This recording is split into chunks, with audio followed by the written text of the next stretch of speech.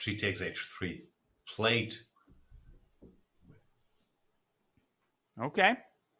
They're And following bishop the original takes... game. Yeah, which there's no way they know this game. No way, Nah. Jose. Rook takes h3. Damn Novelty. girl. And this, you know what this reminds me of? This reminds me of Magnus's king takes c7 yesterday when he faked everybody out. You're sure he's going to take one way? No. Lama take the other way. And maybe he's influenced by the need to draw Jan, and he's just trying to go like bishop d3 and rook trying h1. To grab the h-pawn, yeah. Not putting all his eggs in the attacking basket, but he's saying, I'll maintain some stability. Can he get the h-pawn though? Bishop d3, h5, rook g1, h4. It can try to stay on the board. And not just that, but establish itself on a very well-defended square. The other idea of a move like rook h3 is to ultimately get the rook to the queen side. Now, in order to do that, you're going to have to move this knight out of c3. So by that token, the old move, knight e2, which is more common a couple of moves ago, could still be played. And would be very much in line with Magnus's general way. He likes to use both sides of the board, and top players do that so well. Yeah, I've always struggled with this concept that rooks, they don't just like open files, they like open ranks as well. You're always shown these couple of games with rook swings on the third and fourth rank. But of course it's true, the third rank, there are just as many squares as on the h-file. So that would be a cool plan. Very deep, though, to first give a pawn and then switch to calm maneuvering. Magnus capable of it, for sure. I think maybe he missed, because bishop d3, h5, for some reason, that's an easy move to miss, at least for me, because you're just not used to a pawn like this being able to defend itself. So yeah, that was a great catch. But once the pawn gets to h4, this is the problem when you lack a bishop of a particular color. You get a pawn to a square like this, and much like a knight on an outpost, when it can be chased away by a pawn, that pawn cannot be attacked by any other pieces unless the knight somehow gets to f3, and that's way too slow. Yeah, and it also restricts the rook on h3. Don't like the look of that. Maybe knight e2 is the way to play. I don't know, you could still go f5, but I don't see what it does if black just goes for queenside castling. It's not shaking the structure just yet. You could also try to get this queen into g7, which is also kind of slow and awkward a little bit. The queen g1 or queen g3, queen g7, but I don't know. Magnus doing the right thing, though. He's slowing down, taking his time, realizing that, wait a second, I'm down a pawn. That h-pawn can just move right into my gut. I need to be accurate in the next few moves. He's so good at that and demonstrated it throughout this tournament thus far. Taking a moment here. He's down to 10 minutes. Tough spot. It's really not the position you want in a quote-unquote must-draw game. All right, Magnus Carlsen 1 point ahead of Hikaru in the standings. So a draw should secure a victory. I kind of like this queen g3, queen g7. Feels slightly not in the spirit, but it might win a pawn. Who needs spirit when you can take pawns? What was off the top of your head, what was your most stressful must-draw tournament experience where like the tournament was on the line or a norm was on the line? I've had a few. I guess the biggest one would be the European Team Championship in, when was it, 2011, which we won with Germany, who's not traditionally a powerhouse. I need to draw the last position against Sargsyan. In the end, he had 2 rooks, and I had a rook and a bishop, which of course is a draw, but with seconds on the clock, I'm very capable of hanging my bishop or getting mated there. So I survived that one. That was nice, but was stressful for sure.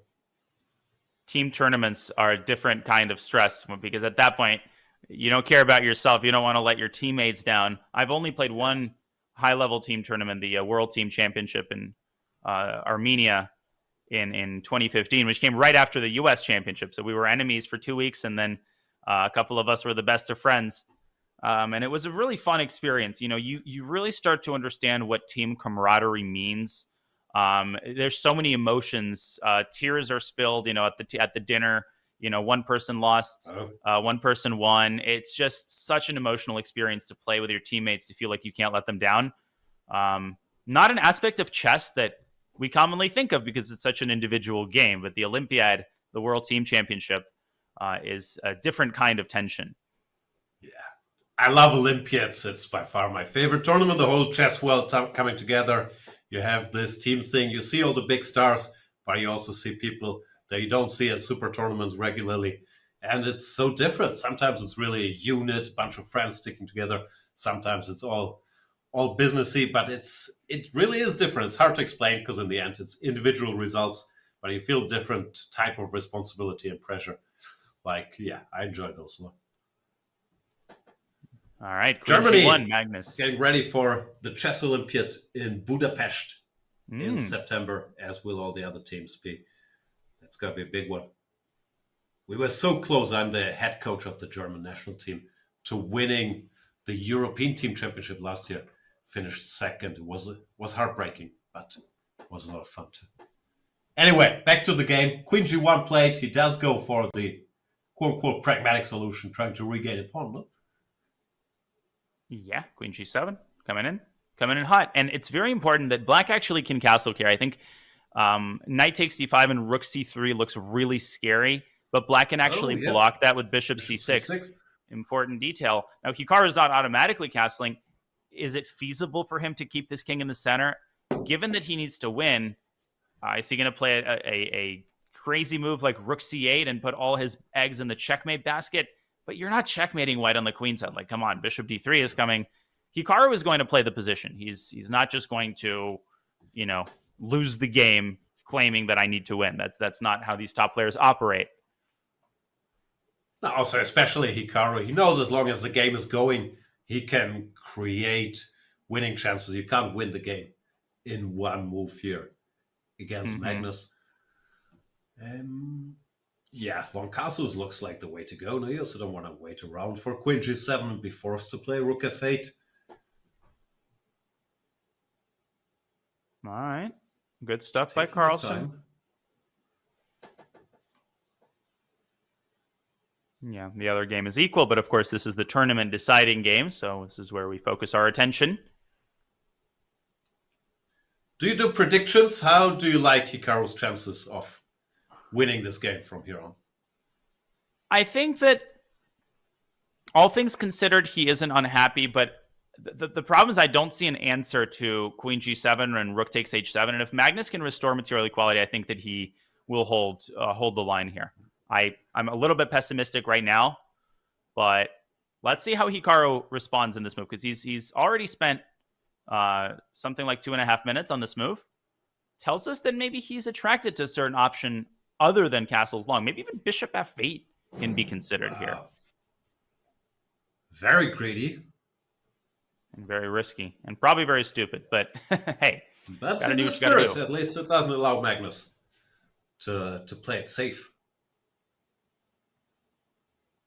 Oh, Bassam blundered. Vishy is going to win. Bassam just made a huge blunder. And that game might just end immediately. Can I click into it just for a second, just to show why Bassam just made a very, very unfortunate blunder. He played this move Queen F2, and it loses on the spot, Jan, because if you play Queen takes F4, this is what he missed. Just 6. Yeah, Knight E6. This is it. If you take Bishop takes checkmate. Ouch. And again, those lateral side-to-side moves, so easy to miss. If you play Queen to F3, where's the win? Do you just maybe just pass Rook C1? Yeah. Oh man, what great whole board awareness by Vishy. He played this so quickly, and Black is just burning. There's just collapse because the Queen is shut out of the game. If Rook E8 trying to defend this E6 pawn, Bishop A6 is still painful here. Bishop B5 also. Bishop B5, yeah. Bishop A6 is better. King D8. And where's the clincher? Bishop B5 and now. See it. Still Bishop B5 strong. I mean, there must be something here. Yeah, it's Bishop B5. Oh my goodness! I checked the. Oh no! Look at this. Queen a7. What a So move. get That a bishop actually is D. gorgeous. It keeps an eye on f2. That's the point. So Yes, bishop d7, but then we pick up the queen. Wow. And queen takes f4, knight takes... No, that's actually not the move. It's queen Queen b. b8. This is really hard. Queen b6 check. If king e7... No, sorry. I thought that was mate in 1. Apparently, you go queen takes e6 check. So this is a bunch of engine moves you have to find. Bassem has to find this. He has to play...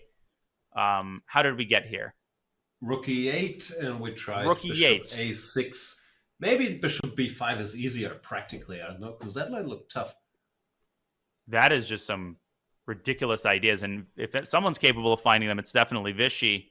But Rook e8 has to be found by Bassem to keep any chances alive. And Magnus, we should go to that game now. Because the Magnus game is heating up. Big moves have been played.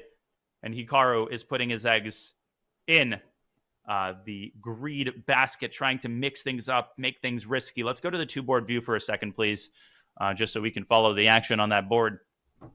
Here we go. Left his king in the center. He did. When b4, rook c8. Oh, my lands. Bishop and C5. bishop c5. Threatening, obviously, bishop takes d4, but can Magnus play queen takes h7? Covering c2 from a distance. Yeah. I thought about bishop takes a6, but that opens the a file. Probably not what you want here. Rook a8, and all of a sudden queen a7, and so on is coming as well. So yeah, queen h7. What's wrong with queen h7? Is there anything wrong? 6 minutes for Carlsen. He needs to be careful on the clock because, again, we know how good Hikaru is. Oh, maybe king e7. Nah. Because the queen always has d3. I'm just struggling to see how Hikaru makes this interesting, but I think he had an idea in mind, and I guess we're about to find out. Bassem's still thinking, of course. He's just dejected at the way that this has gone. Unfortunate, but rook e8 keeps him in the game for now. What is Hikaru going to do? Queen h7 played by Magnus.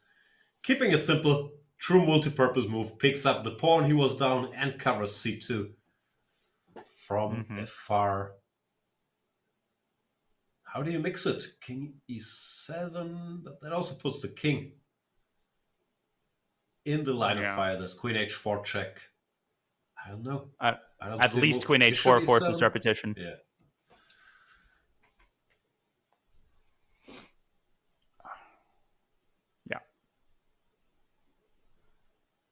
Not saying Looks like Magnus has this under control. Not saying he's much better, but at least there's no direct attack to think of.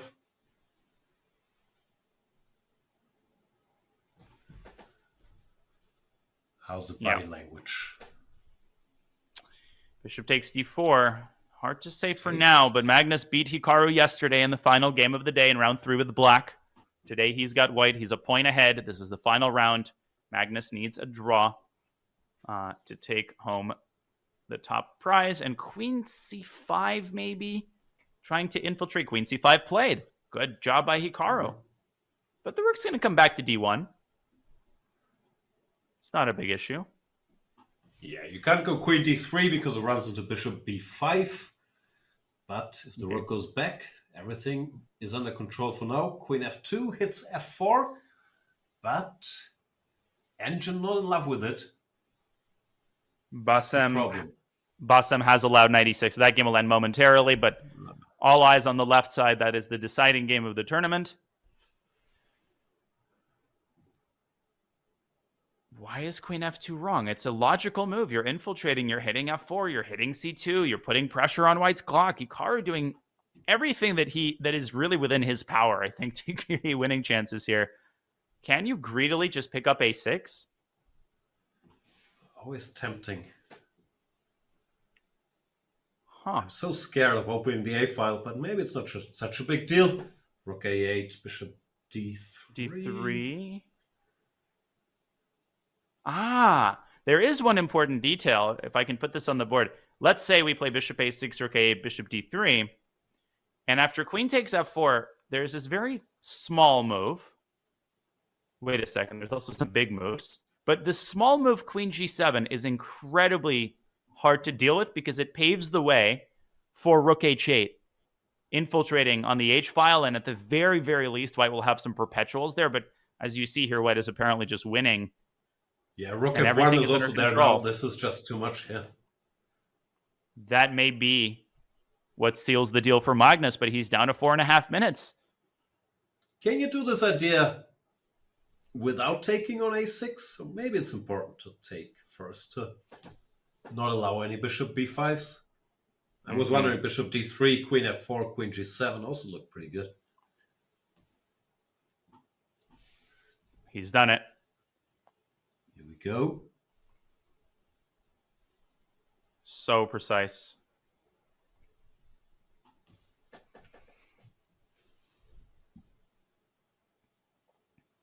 Queen f2 has been the problem for both players in this final game. It was a blunder when Bassem played it. Hikaru plays it. Also seems to be a step in the wrong direction. Of course, Hikaru probably would play differently if he didn't need to win, but are his chances evaporating? Can he put white's clock to his advantage? But for Magnus, 4.5 minutes is an eternity. Queen a7. Can you go for an attack here on the a2 pawn? Yeah, I was going to say rook a8, bishop d3, queen a7. Does that do anything? I mean, I could maybe still go queen g7. The issue is queen takes a2 isn't made. And for newer players, it's good to understand that. I'm going to show this with arrows, that when you play queen a7, even if queen takes a2 check happens, the king just runs around into the center of the board, and black's attack is at a standstill. Draw at best. We're out of options. No, I don't see it. Vichy has won in the meantime. Yeah, this 96 tactic was too much to handle.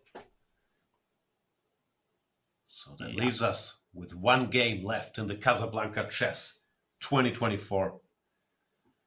Assuming Magnus not losing this, if he does, we get more games. Indeed. But he does like to entertain the audience, but I don't think he's going to go to prolonging the event just for our entertainment. That sounds excessive. I agree. And Hikaru, deep in thought, looking and looking, but there's only one set of minor pieces left, and the position just has a lot of clarity to it. I think once queen g7 has been identified, how do you create a situation where white can even make a mistake? I'm not seeing it. I think that these might be the final moments of Casablanca chess. I mean, the question now is, will Magnus win this game? Will he go all out for victory? Or will he try to find a bailout, an off-ramp, and make the draw to secure the top prize? I don't think that's how he operates. Once he feels secure, he's going to try to win this one again as well. Yeah, if Hikaru has to think here, it's bad news, because rook a8 looks like the only logical move, but by now, of course, he's spotted that he's in trouble. He's looking for an alternative. By the way, if it's a tiebreak, it's going to be a bullet match, not a blitz match. So right up your alley. 1+1. Let's go. 1+1 in the event of a tie. In the event, again that Hikaru wins this with black. So this is extremely unlikely. But in the unlikely event of an emergency landing, bullet masks will deploy. And 1+1 will be played to decide the tournament, to decide the winner. But no, Hikaru is out of options here. Maybe rook c7, keeping the pressure on the c2 pawn, but doesn't change anything. Rook a8, rook c7, d3 comes back to d3. So yeah. Rook a8 plate. Wow, queen g7 immediately. Oh my goodness. Oh, is that a draw offer? Does he have a perpetual there? Or is he's winning. After rook a6? He's winning. Rook h1 in the end. It's checkmate. What an idea. It's supplemented by the double exclam. I'm going to put this on the board. This is not being played. I'm just putting this on the board to show people. Now, there's queen c5. We can pull up the analysis board. But if you take, white has perpetual in his pocket. No. Rook h1 wins the game. Threatening mate. Check. And, well, I see mate. Check. Queen d8, queen Check. d6, rook b8, queen c7. Check. Mate. What Beautiful. a mate. And if black plays queen c5 instead of rook takes h8, I think you immediately play rook h1, and then you pre-move rook f8 and rook h8. This guy is a genius. Very nice. Doesn't even need to save the bishop. But bishop c6 here apparently keeps some chances alive for black. It's not over if Hikaru doesn't touch this bishop. What's the point? Rook h8, then you take and king d7, and the rook on a8 is covered here? Yes, that's exactly right. Wow, what a calm move. Bishop c6 found by Hikaru. He says it ain't over yet, folks.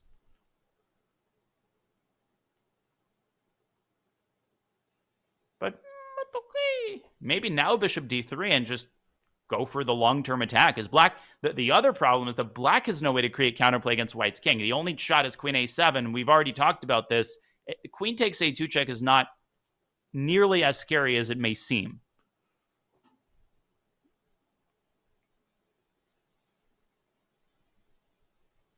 Decision time for Magnus.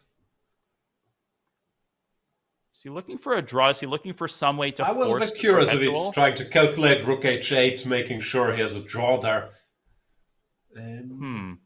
But does he? So let's say rook h8, takes, king d7, queen f6, rook takes a6, queen f7. I think he does. I think he does have the draw. And he's going for it. And again, people should ignore the evaluation. Magnus knows that bishop back is winning, but he has calculated that this forces a draw and allows him to win the tournament. And I think it's a great decision because he's just going to win a bunch of black's pawns. And Hikaru, as far as I understand, will have no winning chances in that position. Yeah, very practical. Yep. Decision. Let's see how it goes. But it will secure him the horse trophy. And as we say in German, a good horse never jumps higher than it has to. And rook h8 is exactly played for that reason. And this is why you can't just parrot, the evaluation. You have to factor in the context of the tournament. Magnus is thinking, I don't like this. Did he miss something? Are we sure that this ensuing position, I don't think it's a forced draw. I don't think it's a perpetual check. I think that he just takes a bunch of you pawns. pick up a bunch of pawns. Yeah. But that what's would be a going strange on here? decision. By the way, I stand. No, it doesn't work. Rook h2 though. No, you gotta take, but it's not a direct perpetual. Then it's a somewhat strange decision indeed. By the way, if Hikaru wins this, then it's first a blitz match. In case of a tie, then it's a bullet match. So no direct bullets. Sorry. Still all right. In fact, there's okay. Okay, take the bishop, Hikaru. I mean, it's the only move. You can't not take the bishop. Gotta take it. Then queen f7, king d8. Now the king always runs, right? There's never a direct perpetual. Yeah, but okay, so queen f7, king d8, queen takes e6. Black will probably take on f4. And then you go queen to d6 check, king c8, and rook takes d5 might be the secret sauce there that forces yet another pawn off the board and forces the rooks off the board. But okay, I mean, that is a bit of a narrow path that Magnus has to go down. So maybe that decision wasn't the best after all. 2.5 minutes Why on do his this clock. to yourself? Yeah. He had a more or less winning position if he just keeps the bishop instead. Now it's a messy position, a piece down where he takes some pawns. I mean, something went wrong. He must have thought he has a direct perpetual here. I praised the idea of doing this. Like, if it works, right? If you can ensure that, okay, it's a draw for sure, you're not risking. Yeah, fantastic. But he miscalculated here. I think it's pretty clear. And he has to keep himself composed now. 2 minutes on his clock. We know how the Fallujah match ended. Magnus has that slightly bad taste in his mouth of the previous tournament and how it ended. So he's gotta just keep himself strapped in, find a couple more accurate moves to take this tournament home.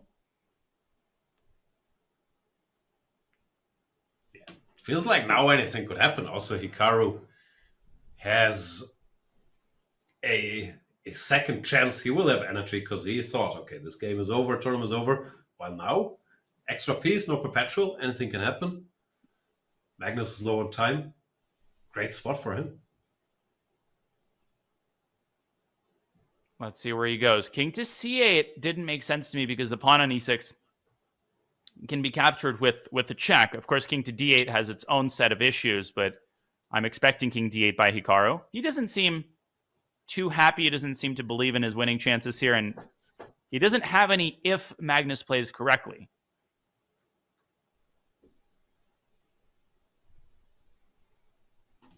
What is he thinking about? What's bothering him? King c8 played. He goes king c8, okay. Ooh. But okay. Now Magnus just takes all the pawns with check. No queen e6, queen e7, queen b4. Maybe king d8 he was afraid of rook h1? But then he had bishop e8. I really don't understand. Now queen e7, queen takes b4, and white literally... Now Magnus's decision looks amazing. And he must be breathing a sigh of relief. Huh. He's played it. Yeah. 4 pawns for the piece, Jan, and no problems with king safety. I think it's in the bag. Like, nope. Can he just give a bunch of checks first? Does he even have to... Well, Hikaru will not accept the draw. He will play king a7 and bishop b7 probably. Or will he? You can make Hikaru break coordination in order to play on. Maybe it's a good idea. Go There queen d8 to queen f8. Give another check. Force the bishop to b7. And then decide. But will Hikaru really go bishop b7? Might as well. No, what does he have to lose? But what does he have to gain? I mean, bishop b7, queen b4, he's... I feel like black can only lose that position. Like, under no circumstances would black ever win that. I totally understand that Hikaru wants to secure second place here. I really... I mean, I can understand either way. Also, what are the standings? If Hikaru loses, does Vichy overtake him? Does Vichy overtake him? I don't know. Maybe we can have a look at the standings. Vichy did win his game. But yeah, that of course plays into it. King a7 played, queen e7, and king a8 looks like Hikaru's fine with a draw, and draw agreed. Yeah, congratulations to Magnus Carlsen. That's it too, but it's kind of hard to judge. Queen g1 was really important, I think. I thought after that... Yeah, I mean, I think queen g1 was the best move. I think what I did was right there with b4. Yes. Yeah, somehow I thought... Vichy and Hikaru would have tied, by the way. If he had 92 lost. and then castle, put the king on a7. You mean no? But which order? You mean to give up a6? No, like this? no, like queen rook f8, 92 and then castle. And then like this. Yeah. And like 94, king b7, king a7. Right, but I mean, I didn't think I could be better. No, I don't think you're better, but no, I mean, because the thing is, I wanted something interesting. No, I for wouldn't sure. have picked this position. I wanted something. No, for sure. But if I don't play g4, like if I allow h5, I'm probably just worse, right? Yeah, g4 is what I was wondering about Yeah. before the game. It makes a lot of sense. That's like the only reason why I wanted to play this position, because I thought right, g4 yeah. was interesting. But No, I think I have to take h3, because otherwise I have no plan. Basically. no, Yeah, I think mean, you have to take go over this. h3, and like after rook h3, h5, I still go queen g1. I think. Right, exactly. Yeah, so go for queen I'm kind of always. Yeah, I think you're in time with all Yeah. this when you want f5. But it feels like. Yeah, somehow around queen f2, I thought Yeah, the close one was yeah. winning, but But yeah, bishop h6, a6, Yeah, and yeah. that. Yeah, simple. it's pretty simple. Yeah, wait, you could go king d8, yeah, instead of. But if I go king d, you make check out bishop e8, yeah, but still queen e6. Yeah, queen e6 and then queen c5. But I mean, obviously you're not better. Yeah. I mean, You have these 2 pawns. Yeah. There's no mate on. No, the there's no. Yeah, I probably should go king d8 still. Yeah. It's hard. I mean, it's anything much. Yeah.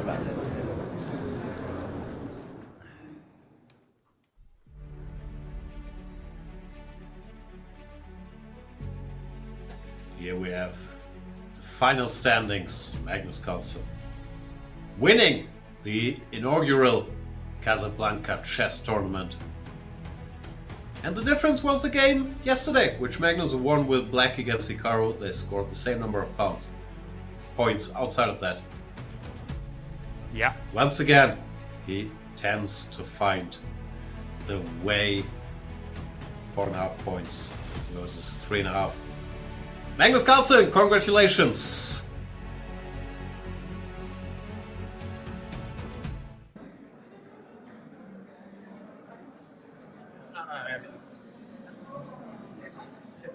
Magnus, congratulations! Again, the same, huh? Too loud?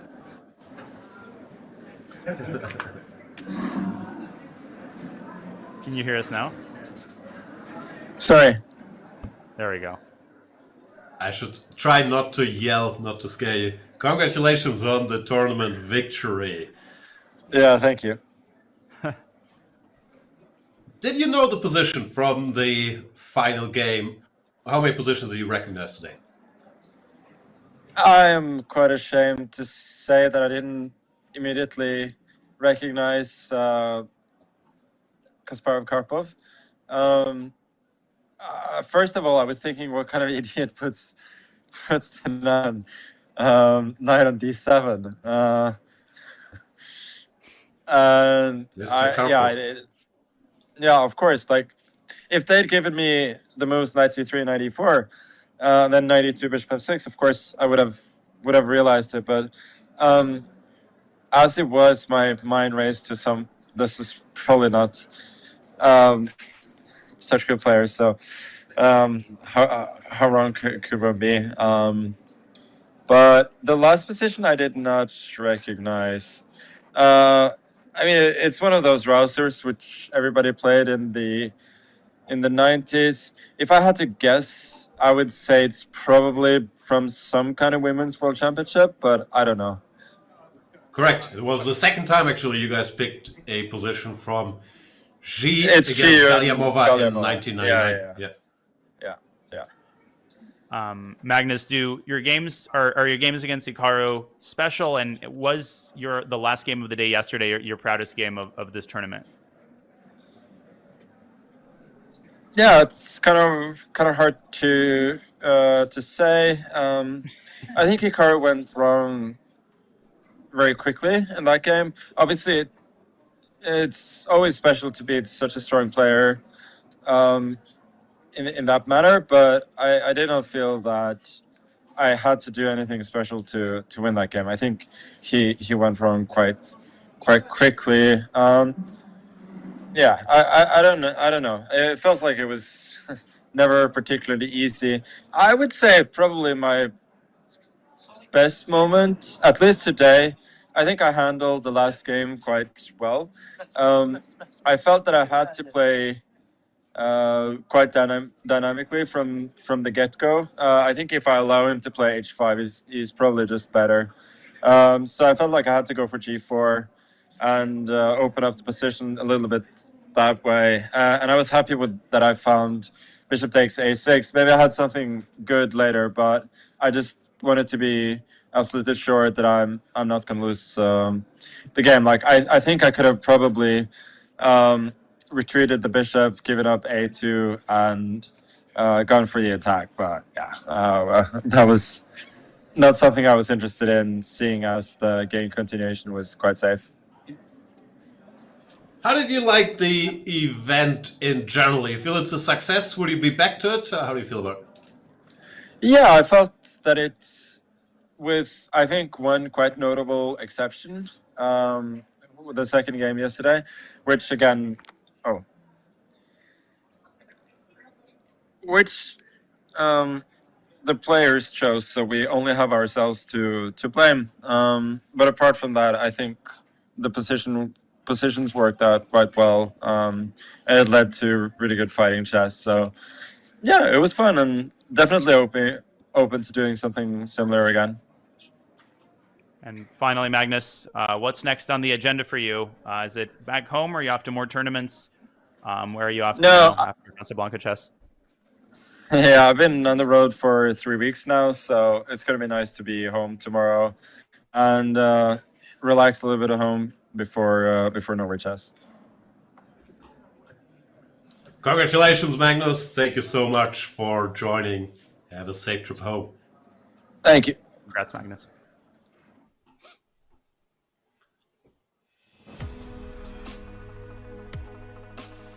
That brings us almost to the end of the show. Quick reminder that the Blitz Champs event starts this Wednesday. For more information, type !Blitz Champs in the chat. I'll be watching that. And Daniel, that brings us to the end. We'll both be watching basketball tonight. Thank you so much. This has been fun.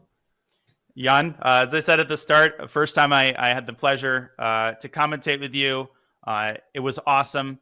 You're one of the OGs, and this was a great experience for me. I was so happy to be a part of this inaugural tournament, Casablanca Chess. Great organizer, great job bringing together such illustrious players from generations past and present. And hopefully this starts a tradition that continues for many, many years. So thanks everybody for taking time out of your weekend to watch us. I had a blast, and I definitely hope to be back in some capacity commentating, playing, whatever it is next time. Jan, thank you to you. Thank you to our producer, Vic. This was a pleasure. Likewise. Congrats to Magnus. Congrats to Tarek for putting it together. Bye, guys.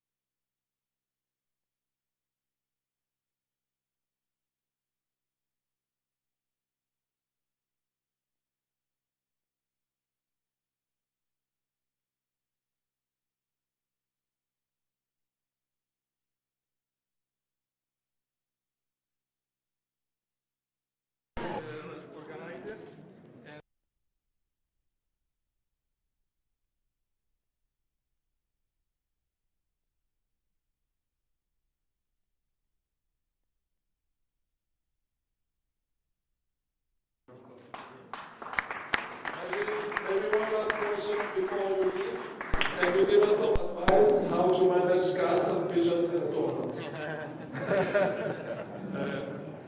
Everyone saw my photo with kids from yesterday, but today I found it. Oh, okay. And we are friendly now. Oh, okay, so that's a nice thing. Yes. Thank you so much. Thank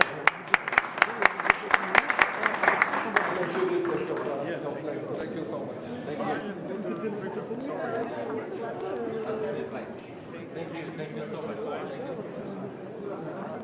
On va juste attendre quelques minutes, les joueurs ont un certain nombre d'engagements avec les médias et également un peu d'interaction avec les fans. Et puis après, on va remettre les trophées. Avant de remettre les trophées, évidemment, il y aura un petit mot à dire sur cette semaine des échecs et avec les merveilleux organisateurs qu'on a eu la chance d'avoir. Et évidemment avec la Fédération internationale des échecs, FIDE. Donc on aura tout ça dans un petit moment. Reste avec nous.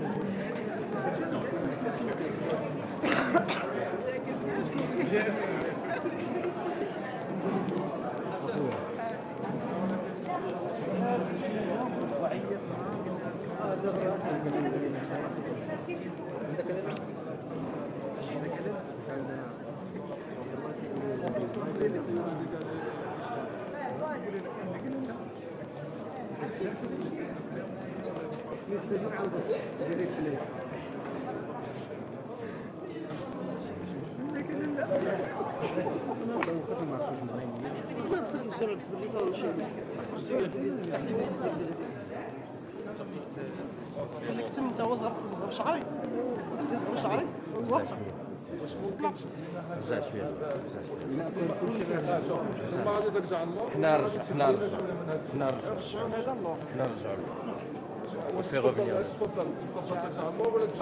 لا لا لا لا لا غير واحد شويه عفاكم شويه شنو بلاتي غير بلاتي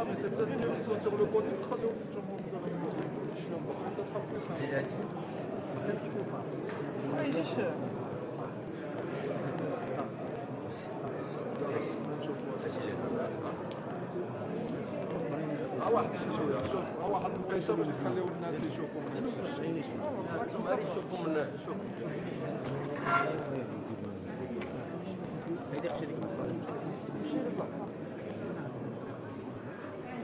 Excusez-moi.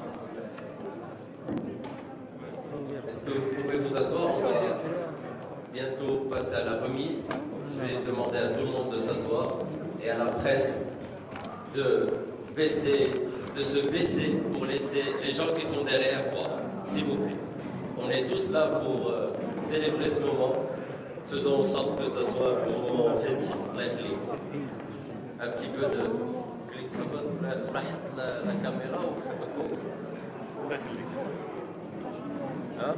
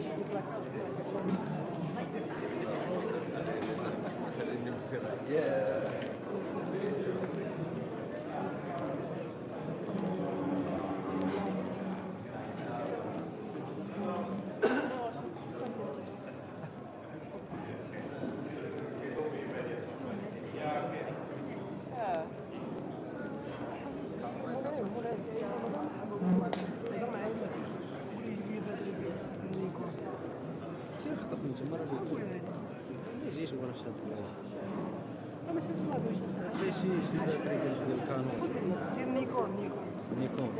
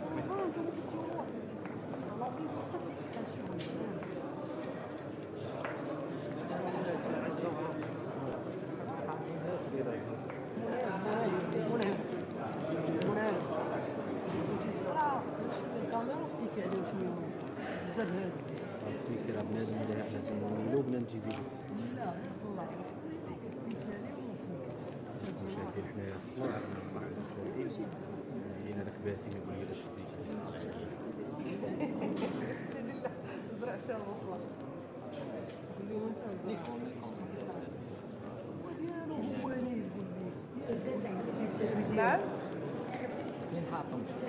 مازال شويه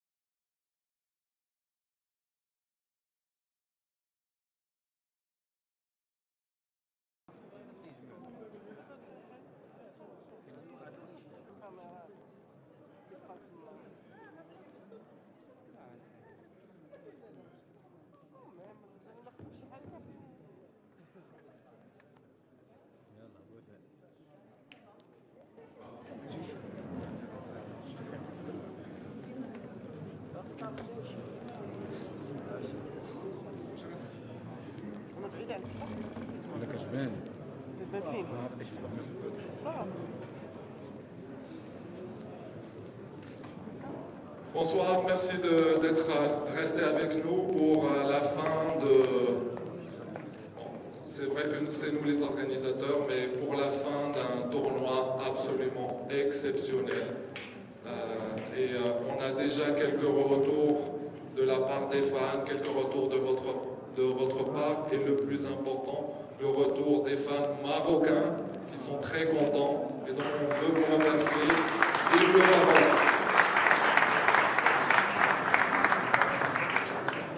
So I will do my speech in English and then you do yours in French so everyone can understand what we are saying. It's going to be brief because I know you are all sleepy, although I'm not sure, you know, the games were so attacking and vibrant. We would like to have a lot of thank yous to many people who have contributed to this success.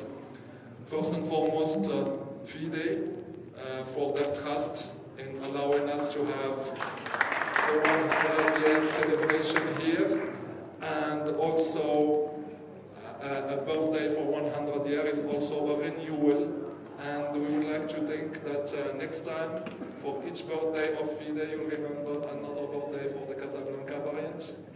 So thank you very much for your trust, and I would like to thank President Arkady. He was here and he showed his support. But I would like to give a special thank you to Dana, because she's been extremely instrumental in this. She's been a godmother of the tournament since the first edition. And so I would like to think that we wouldn't be doing this and we would be at this point without her support from day one. So please, a round of applause for Dana.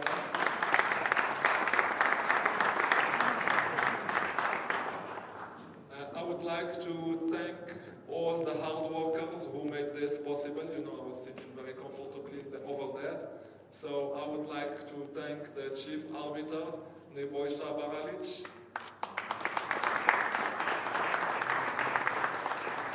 I would like to thank the fantastic production team. So Menno, Lennart, I think Sotiris, excuse me, Maria. I would like to thank Anna. Anna, give us a wave. Thank you, Anna, for fantastic communication. And I'm pretty sure with the emotion I'm forgetting other people. So thank you to everyone. I would like a specific thank you to our co-organizers, the Royal Moroccan Federation of Chess.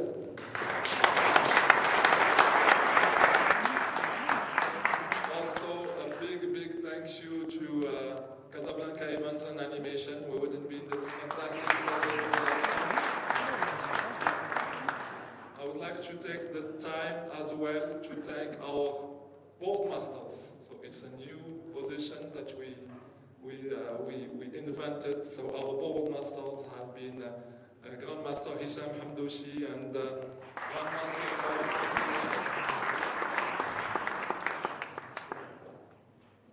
Thank you so much.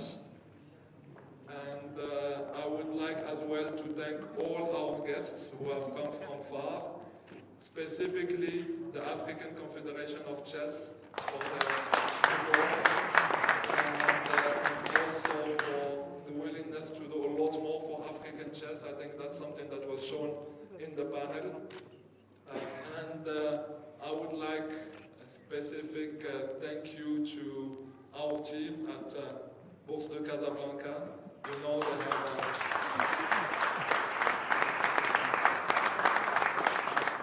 they have a day job, but they still contributed a lot, and you know, a lot of the tools that we use to trade stocks, they changed it in order to trade moves over the network. So I hope tomorrow the stock exchange doesn't crash. But thank you so much. You've been so dedicated to this, a lot of volunteering. And I would like to finish. The players will have the opportunity to do, but I would like as well to thank the press and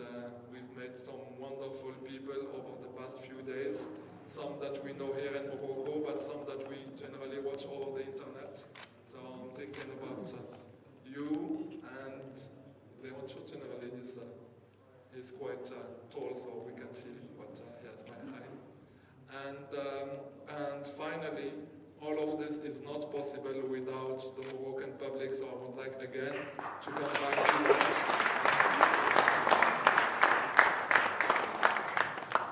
And I can't find a better conclusion for that. So, viva Casablanca Chess, viva Morocco.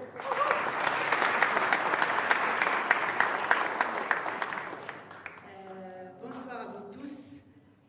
Je suis très heureuse ce soir. C'est un rêve pour moi et ça s'est réalisé. C'est aller à remercier plusieurs personnes, plusieurs organismes. Moi aussi, je dois remercier. J'en ai oublié certains, donc. Moi, je dois remercier aussi. Donc voilà, moi aussi, je ne vais pas citer tout le monde, mais moi, j'étais remercier en premier notre roi, Sa Majesté, le roi Mohamed VI, que le Dieu le glorifie. Il nous a honorés de son patronage. Et vraiment, on le remercie. On remercie bien sûr notre ministre, c'est Jacques Ibn Moussa. Et on remercie, moi je tiens personnellement à remercier cet Aguer Snahaji de la bourse et Joaillier, ces deux personnes, bon, on les connaît tous les deux, mais derrière eux il y a d'autres personnes. Voilà, il faut les remercier aussi. Cet événement, ça fait maintenant 3 ans et vraiment tous les Marocains sont fiers de ce qui s'est passé cette année. Nous avons maintenant notre variante Casablanca et nous devons vraiment être très fiers. Bien sûr, la presse, on ne remerciera jamais assez les médias, la presse, parce que sans eux, on ne pourra pas relayer l'information et les messages. Et un remerciement particulier à toutes les joueuses et joueurs, amateurs aussi d'échecs, qui sont venus de l'Ayoun, de Dakhla, de Meknès, d'Agadir, de Marrakech, vraiment toutes les villes marocaines qui sont présentes. Je ne vais pas être longue parce que je sais qu'on attend les champions. Donc je vous souhaite une bonne soirée et à très bientôt.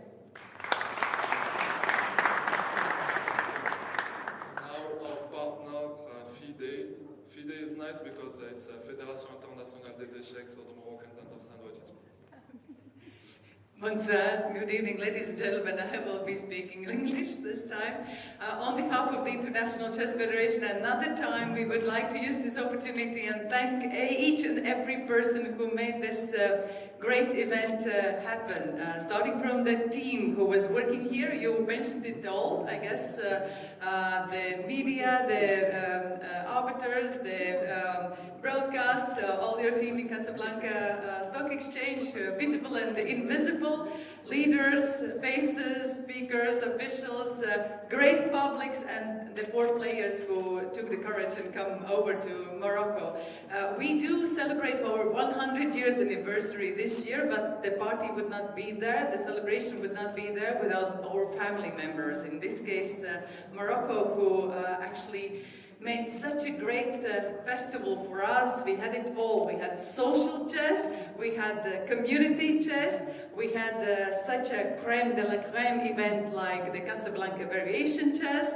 We had culture, we had arts, we had so much fun, excitement, and that's because of these people who put their energy, love, and passion and time into our beautiful royal, the most royal and the most democratic game as chess is. And I'd like to use this opportunity and also give a little set of tokens to some of the key partners who are here tonight. And we'd start with Casablanca Stock Exchange. This one is for your organization that's especially dedicated to the 100th anniversary medal. Tariq, for you yourself, you're a special person because quite often in the organizations you have the crazy creative people and then the ones who are excellent managers. And I've hardly seen the combination of a very practical person aligned with a very creative mind. Why I'm saying so, believe it or not, but it is actually Tariq himself who introduced this Casablanca variation, and indeed, we celebrate 100 years anniversary of FIDE and the birthday of Casablanca variation. Let the baby grow.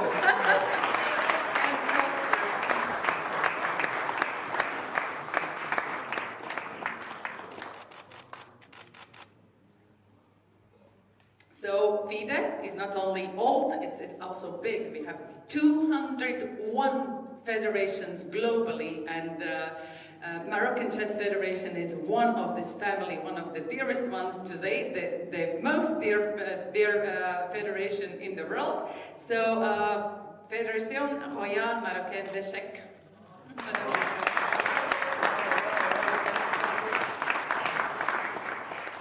I was so happy when today we met with the chess community to hear how optimistic they are, how happy they are, how full of excitement and future prospects they are. So it's in your hands now to take this excitement further. You've also got very practical colleagues. I mean, ideas are great, but you need some hands to deliver, right? And here we would like to thank Casablanca Events and Animation.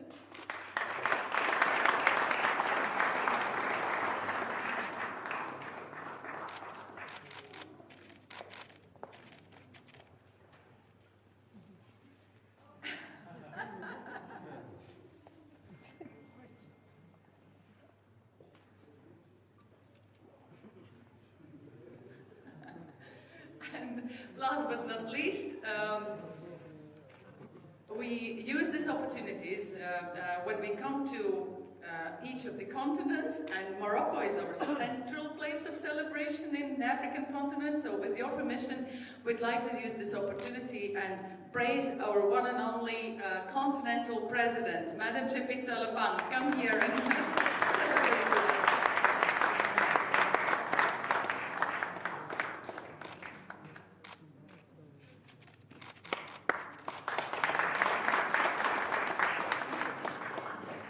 We convey our gratitude to all the sponsors and all the other partners. You can see the list here, and we'll have a chance to thank them separately. But last but not least, a great round of applause for all the spectators here. Once again, for yourself, being here, supporting here with your smiles, with your applauses, with your warm energy. Thank you so much.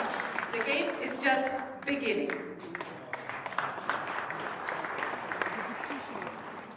I think we can call the players now, and when you wait for something on TV, you have promo, so it's important that we recognize as well the importance of our sponsors. You've seen their name. Generally, this is the boring part when you are listening, but believe us, for us organizers, this is a critical part. We couldn't have done it without it. The players, ladies and gentlemen.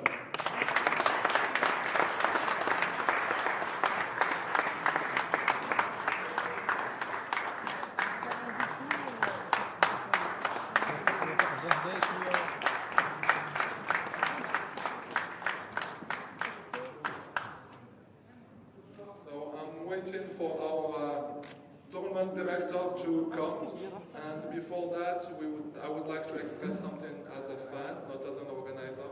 I've been watching the games and it was a symphony emotion. So we would like to thank you because you've given us a lot of pleasures.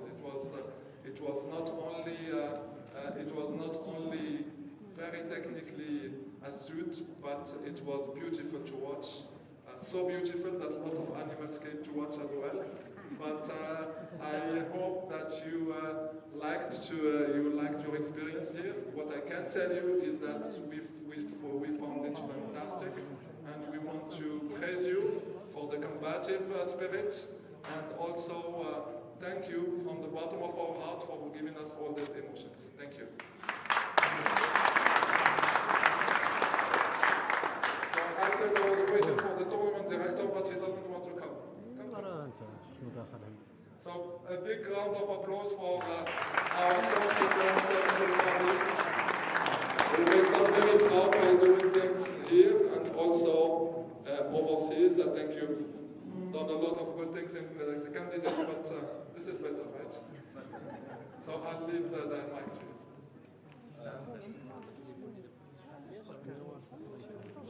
First of all, I would like to thank all the spectators who came today and watched online, and the Casablanca Stock Exchange for the amazing job they have done. Their team is absolutely amazing. Everything was organized very quickly. Everything went smoothly. There were absolutely no issues. They're really rock stars. I would like also to thank Menno, Leonard, and their team. They've done an amazing job winning all the games we had over the last couple of days. And obviously, I would like to thank all the players for coming and doing this.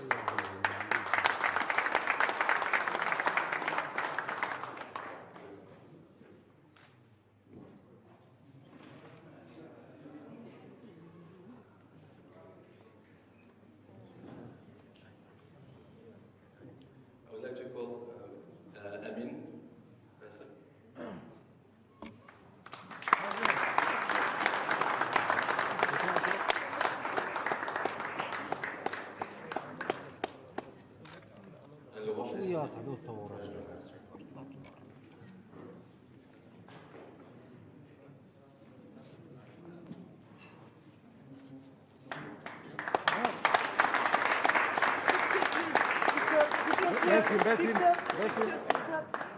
Basil.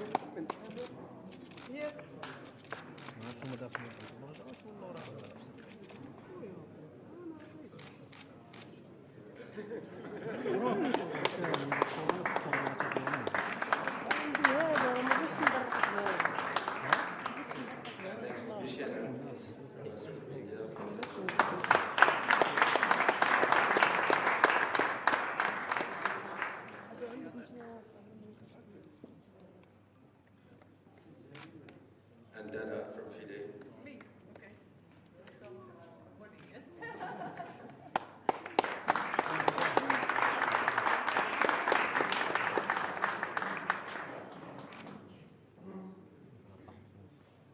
Next is Grandmaster Hikaru Nakamura.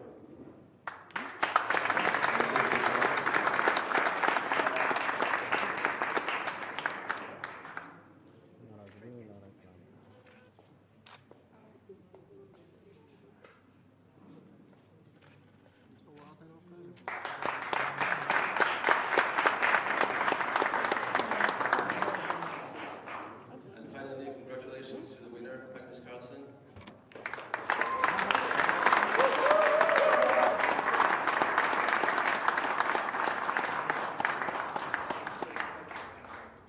And for the prize, please, Hisham Hamdouchi and Tarek Snaji, who are the co-inventors of the Casablanca variant.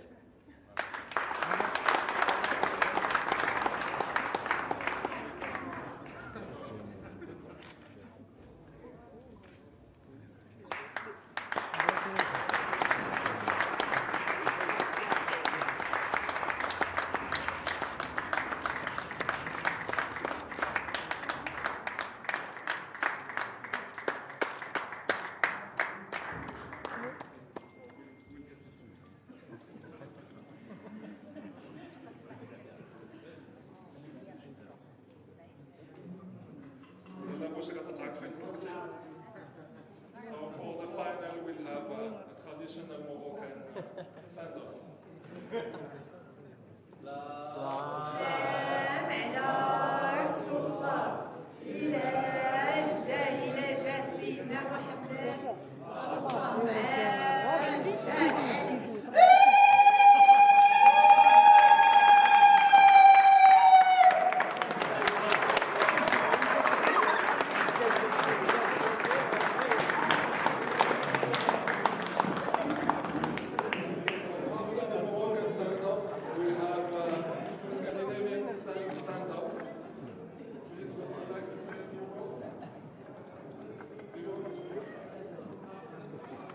Yeah, I think this is a very tough act to follow, so I'm just going to thank you all for coming, and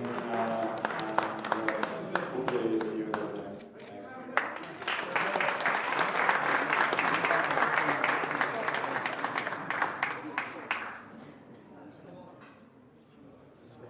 Family picture, please. Together, please. ما عنديش اللارج. انا قلت ما عنديش اللارج. Magnus. In the middle, please. In the center. In the center.